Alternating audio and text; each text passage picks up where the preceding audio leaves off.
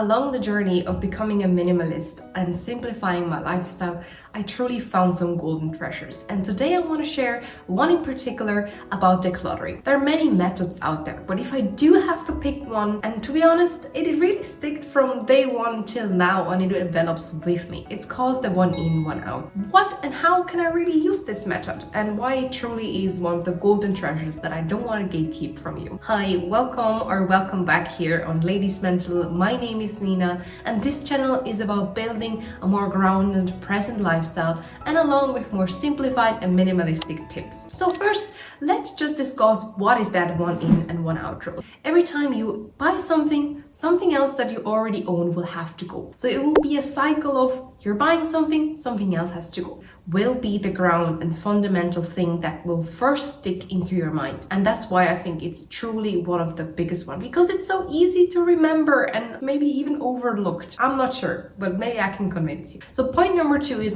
what I often see is the inflow. The inflow is not really addressed in most decluttering videos because it truly focuses on just reducing the number to count and have maybe even a specific amount of items to finally get to a stage of being a minimalist. But that works till a certain extent and might even hinder your progress all along and becoming a minimalist. And that is when you're not watching your inflow. The inflow is truly there, and what makes it so fundamentally important that we pay more attention to it is when we're not focusing on the things that we are bringing into our life, even materialistic things that we are accumulating in our home, no matter how much we're decluttering, the things keep slipping back and that friction is not addressed. And specifically, I want to share 2 factors that will hold on to this inflow. The first one is satisfaction. Happy and satisfied with your life, the way you're living it, what activities you do, the people you surround yourself affected. The second factor,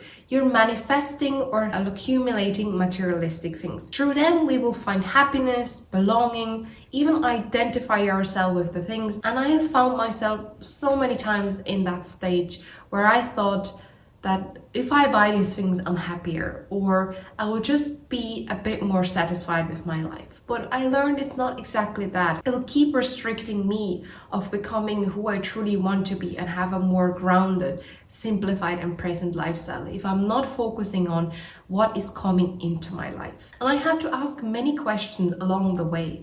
Why I need this item? What I'm currently feeling? Is it a sense of belonging or influence why I want this item? What situation and what timing do I want to buy it? Certain times, scrolling on bed, impulsive purchases, dopamine. Ask yourself these questions. Watch and reflect on what is coming into your life, and then it will change your decluttering thing. So that's point number 2. Point number 3, how to start and how we're going to use this method correctly. I don't want you to give a specific rule that you have to follow, because the way it will grow and for your own situation will be unique to yourself. But I'll give you some guidelines that you can work. So first, I want you to just have that as a basic fundament that every time you buy something else has to go out from your belongings. And once that truly sticks and it's so natural to you that you keep this and on a consistent base, say you're buying something today and you're decluttering one, but build it out that you maybe look around a bit longer and see if you can have maybe 3 or 4 items that you can let go. The method is not focusing. I want to truly make that point to not get it wrong, is that not if you're buying 1 item today and you're decluttering 5 today, that doesn't mean that you have to replace the 4 items. Our main goal is still to declutter more than we have inflow.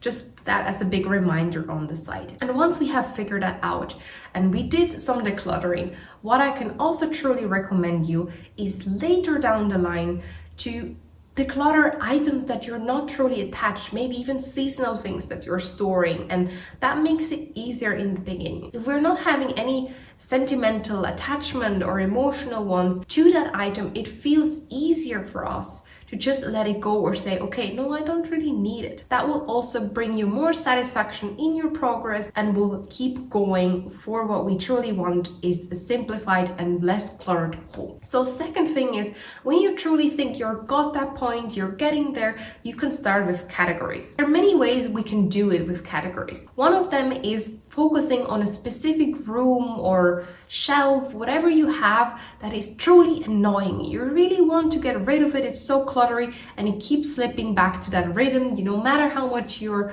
gonna clean it up, organize it, it keeps coming back to that messy, cluttery space.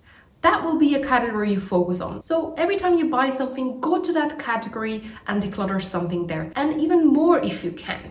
Make it as a game and you will have your journey so much faster and more efficient. And another way with the category is that you're specifically focusing on rooms. If you don't have a specific area yet or want to keep yourself flexible and have a plus or multiple options, so to speak, in that category is focusing by rooms.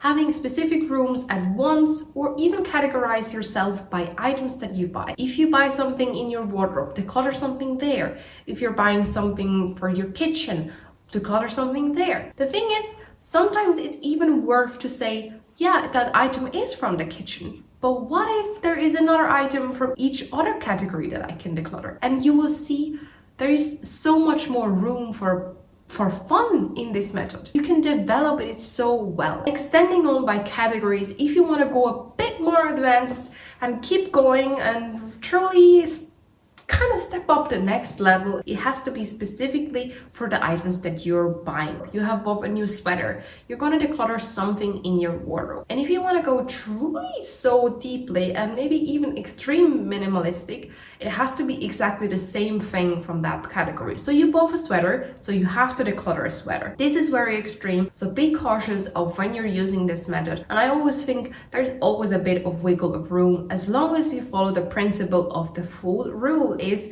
that we're letting go of something. I want you to have simple tools, but they are golden treasures. Stick with the one in, one outro. So if that hasn't inspired you, I would love to know, have you heard of that method? Are you using it? Do you see it now in a different light? I would love to know in the comment. If you haven't subscribed yet, please follow along for more tips or just to have more golden treasures along your own way of becoming more simplified. I thank you so much for your presence today. It truly means a lot to me and we see you soon. Bye bye.